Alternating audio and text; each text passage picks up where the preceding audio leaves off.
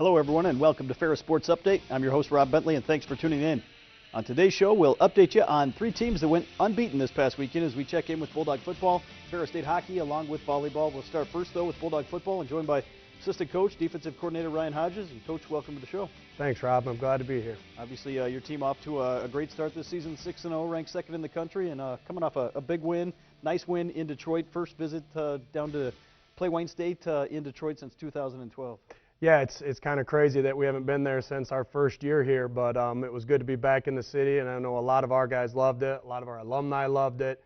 It was a record crowd there for that game, so it was great to be in the city. How excited were some of your guys going back home to play in Detroit in front of not only so many supporters, but so many people that were involved when they were younger?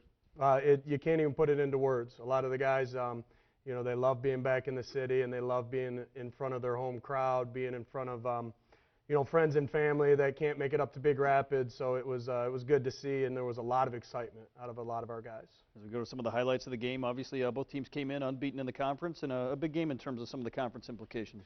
Yeah, and they're a great rushing team. You know, they rushed for 251 yards a game coming into the contest, so it made me a little bit nervous going into it. So, but our guys showed up to play, and they really had fun. And you can see here they get a first down on this play, but you could tell it was going to be a physical matchup for us defensively. And then, you know, for Jay Rue to come back healthy and be able to play in the city, and, you know, he really put together a good game in the first half. And he really has an uncanny ability to extend plays, you know, more so than any other quarterbacks that we face. He just has the ability to bring people together and make plays happen. Talk about the play of the defense over the past couple weeks. Obviously, they get a play here, but have not allowed a whole lot of yardage here in the last two ball games. Yeah, it's been, I don't know if I've ever been a part of something where you got 2 weeks in a row where we hold teams to negative rushing yards. So it just comes from our guys just, you know, making sure that, you know, in film study and throughout the week, they just want to dominate in every aspect. So they're not satisfied if a guy gets a catch. They're not satisfied if people gain yards. They really want to hold them to nothing. And so it doesn't matter who's in the game. We don't want to give up points. This is a great play here by Sidney McLeod, coming across in man-to-man and really knocking the play down at the very end there. Obviously, the offense, when they get the ball back, very efficient here in the first half. We saw Jay Rue hook up with Cy Barnett, and here again to give you guys a 21-0 lead. Yeah, it's really good when they're clicking on all cylinders on offense. I mean, the first quarter just got over, and it's already 21-0. So it's a beautiful thing when both sides of the ball are working really well together. Obviously, last year a close matchup against Wayne State. Did that have any bearing maybe on this game in the back of the minds? Well, yeah, you know, last year they hit some big plays down the field in the passing game. They ran the ball effectively in the first half against us last year. So I was really nervous going into the game. They're on a 3-game winning streak. They had some momentum coming into playoffs, undefeated in the GLIAC, obviously. And so it was a big game for us. So our guys really prepared well and came out and executed at a high level on Saturday night. Build a 28-0 lead, and then right before halftime here, you get another score as Lazon Hicks gets his first touchdown of his college career. Yeah, Lazon's such a great guy, and it was good to see him, you know, get in the end zone for the first time. He's worked his butt off every year to get to this point, so it was really good to see him, you know, have some success there. You take a 35-0 lead into halftime. Maybe what's the message at halftime? Don't let up. You know, we want to finish the game. It doesn't matter who's in the game. We want to continue to execute at a high level and never give them any kind of momentum to try to come back. You know, because in this game of football, especially at our level, anybody can win. And if you ease up at all, you know, you can give them an opportunity, and we didn't want to do that. Push the lead to 42-0. Here, Wayne State gets their first points of the night here in the third quarter. Yeah, we just lost a little eye discipline there on the motion. We lost the tight end. He did a little block and release, and unfortunately, you know, they didn't reach the end zone here. Offense got the ball back and scored again as you take a 49-6 lead into the fourth quarter. And as we mentioned, a lot of opportunities for guys to play here in the second half. Yeah, we had a lot of guys get reps. I mean, I think everybody who came on the trip had an opportunity to play. So it's always good when you can get some young guys in, get them some game experience, and they were excited about having an opportunity to show what they can do. You know, because that's the way football goes. Sometimes you never know who's going to be up next.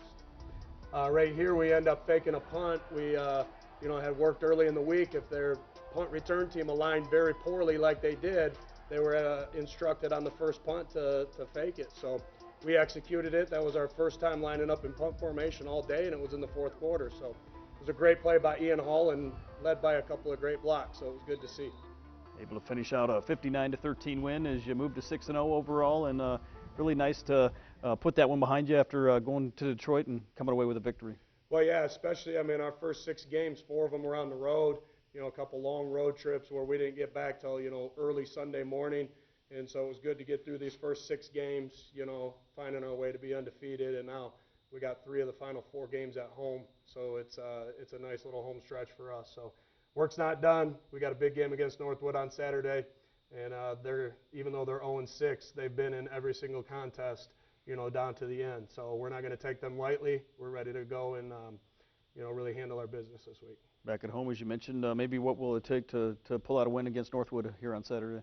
Same kind of stuff. We got to be disciplined and understand that any opponent can come in and challenge us. There's a little bit of a familiar side of their offense looks somewhat like our offense.